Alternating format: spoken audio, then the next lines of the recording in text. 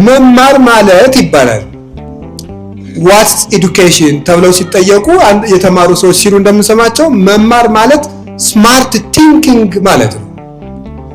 በሳል አስተሳሰብ የሚያስብ ማለት መማር ማለት በስሎ ማሰብ ነው እንጂ ሰርቲፊኬት ባያዝና ቆብ መድፋት ማለት አይደለም። መማር ማለት በስሎ ማሰብ። እስቲ በሉ መማር ማለት በሉ ምን ማለት ነው? በሱት ትናንትና ዛሬና ነገን አገናኝቶ ማሰብ፣ እያሰቡ መኖር፣ እያሰቡ ማደግ፣ እያሰቡ መሞት ነው መማር ማለት።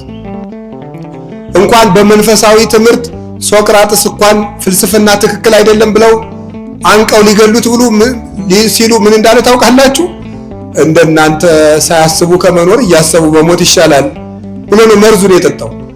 ፈላስፋው እንኳን ማለት ነው ሳያስቡ ከመኖር እያሰቡ መሞት ይሻላል አለ።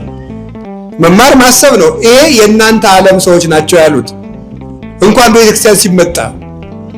ስለዚህ የእግዚአብሔር ቤተሰቦች ዋጋ ያለው ሰው እወቁኝ አይልም። ያለበት ሆኖ ክብሩ ይጠራል። ከቃሉ ጋር ናችሁ። እግዚአብሔር ከሁላችን ጋር ይሁን።